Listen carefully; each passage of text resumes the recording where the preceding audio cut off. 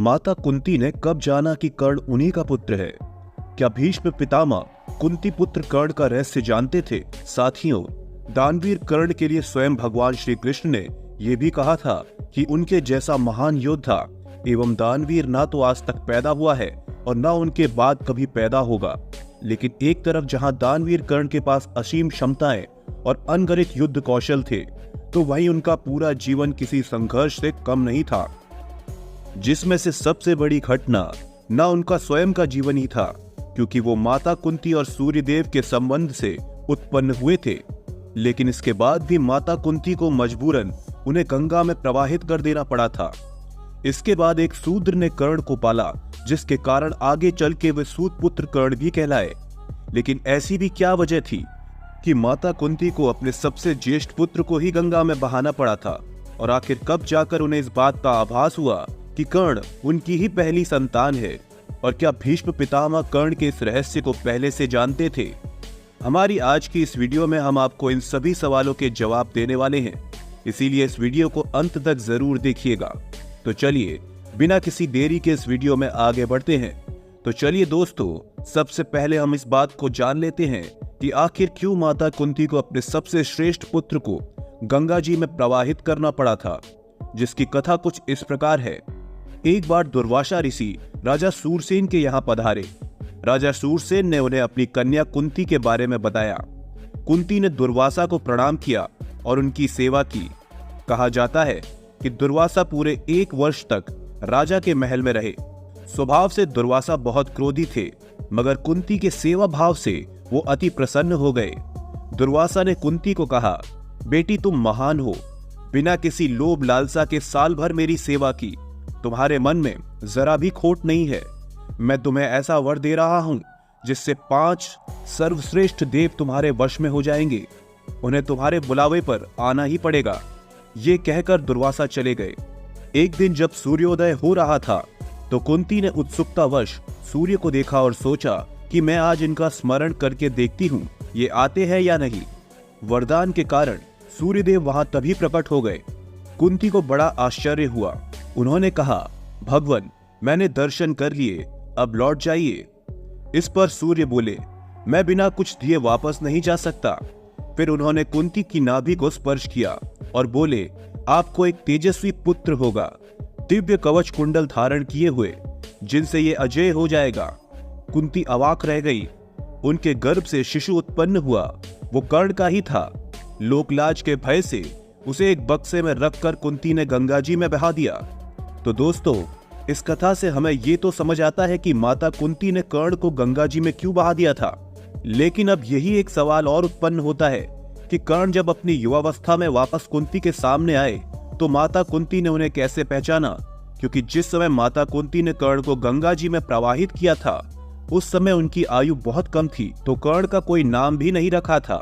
तो इसकी कथा कुछ इस प्रकार है। जब सभी पांडव और कौरवों की गुरुकुल की शिक्षा पूर्ण हो गई, तो अंतिम दिन में गुरु द्रोणाचार्य ने अपने सभी शिष्यों को आशीर्वाद दिया एवं अपनी सिखाई हुई शिक्षा का प्रदर्शन करने के लिए भी कहा। इसके बाद सभी पांडव और कौरव अपनी शक्ति का प्रदर्शन करने लगे। यहाँ तक कि अर्जुन और दुर्योधन के बीच एक मुकाबला भी हुआ, जिसमें अर्जुन ने दुर्योधन तक को हरा दिया था। बस अपने शिष्य अर्जुन की इसी प्रतिभा को देखते हुए गुरु द्रोण ने अति उत्साह में आकर कहा कि मेरे शिष्य अर्जुन जैसा दुर्योधन पूरे संसार में कोई भी नहीं है, और यदि कोई है तो मैं उसे खुली चुनौती देता हूं कि वो आकर मेरे शिष्य अर्जुन से धनुर्विद्या का मुकाबला कर सकता है। गुरु द्रोण ने बहुत ही हर्ष में आकर ये बात कही थी, और उन्हें पूरा यकीन था कि उनकी जैसी शिक्षा और उनके जैसे शिष्य दुनिया में कोई हो ही नहीं सकता। लेकिन गुरु द्रोणाचार्य भूल गए थे कि इसी भीड़ में स्वयं अंगराज कर्ण भी खड़े हुए थे।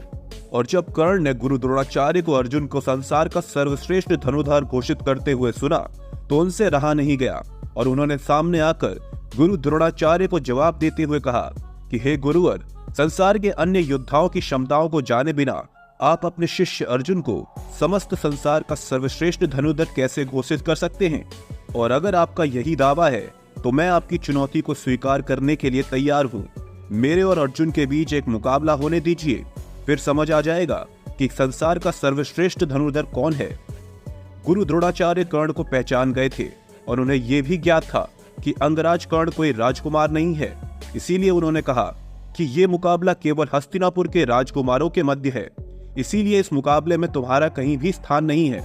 वहां खड़े दुर्योधन भी इस बात को अच्छी तरह से जानते थे कि गुरु द्रोणाचार्य राजकुमार एवं राजाओं के अलावा किसी भी अन्य व्यक्ति को इस प्रतियोगिता में भाग नहीं लेने देंगे।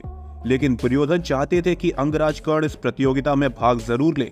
इसीलिए दुर्योधन ने अपनी मित्रता निभाते हुए वहीं खड़े खड़े ही कर्ण को अंग देश का राजा घोषित कर दिया। और इसके बाद अब अंगराज कर्ण भी इस प्रतियोगिता में सहभागी बनने के योग्य हो चुके थे। इसके बाद वो क्षण आता है जिसका सभी को बेसब्री से इंतजार था, और अब अंगराज कर्ण और अर्जुन एक दूसरे के आमने सामने थे। दोनों ही योद्धाओं ने एक दूसरे पर बाणों से भयंकर प्रहार करने प्रारंभ कर दिए। देखते ही देखते एक साधारण सी प्रतियोगिता गंभीर रणभूमि का रूप ले चुकी थी।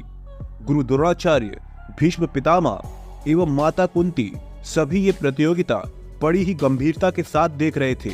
कभी अर्जुन की तरफ से प्राणघातक प्रहार किए जाते तो कभी अंगराज कर्ण अपने बाणों से अर्जुन की मुश्किलें बढ़ा देते। इसके बाद एक समय ऐसा आता है जब अर्जुन एक विशेष दिव्यास्त्र का प्रयोग करते हैं, लेकिन जैसे ही अर्जुन ने वो दिव्यास्त्र कर्ण की ओर छोड़ा तो कर्ण ने बिना समय गंवाए अपने कवच का आह्वान किया, जिससे टकराकर अर्जुन का दिव्यास्त्र भी असफल हो गया। लेकिन जब माता कुंती ने कर्ण के शरीर में उस कवच और कुंडल को देखा तो उन्हें यह जानने में तनिक भी समय नहीं लगा कि अंगराज कर्ण कोई और नहीं बल्कि उनके ही ज्येष्ठ पुत्र हैं, जिन्हें माता कुंती ने जन्म के बाद गंगा में बहा दिया था। माता कुंती वहीं फूट फूट कर रोने लगी। लेकिन उस दिन तक भी किसी भी पांडव को यह बात पता नहीं थी कि कर्ण उनका ही ज्येष्ठ भाई है। और महाभारत के युद्ध के 18वें दिन जब कर्ण की मृत्यु हो जाती है तब माता कुंती फूट फूट कर अपना शोक व्यक्त करने लगती हैं। तो युधिष्ठिर अपने दुश्मन के मारे जाने पर अपनी माता द्वारा मनाए जा रहे शोक का कारण पूछते हैं। तब कुंती ने सभी पांडवों को इस बात से अवगत कराया था कि कर्ण उनका दुश्मन नहीं बल्कि उन्हीं का बड़ा भाई है। और तब युधिष्ठिर ने समस्त नारी जाति को श्राप दिया था कि संसार की कोई भी नारी कभी भी किसी बात को छुपा नहीं पाएगी। अगर बात करें कि क्या भीष्म पितामह को कर्ण के इस रहस्य के बारे में पता था या नहीं, तो इसका जवाब है जी हाँ।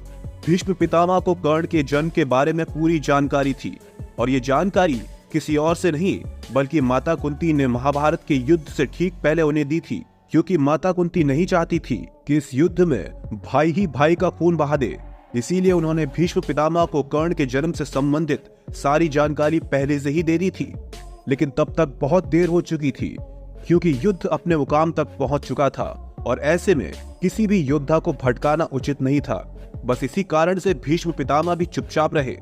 तो दोस्तों, इस प्रकार से माता कुंती को अपने पुत्र कर्ण की वास्तविकता के बारे में पता चलता है। अब आप माता कुंती और कर्ण के बारे में क्या सोचते हैं, हमें कमेंट करके जरूर बताएं। साथ ही इस वीडियो को लाइक करके हमारे चैनल को भी सब्सक्राइब करना ना भूलें। तो चलिए मिलते हैं किसी और वीडियो के साथ। तब तक के लिए नमस्कार, धन्यवाद।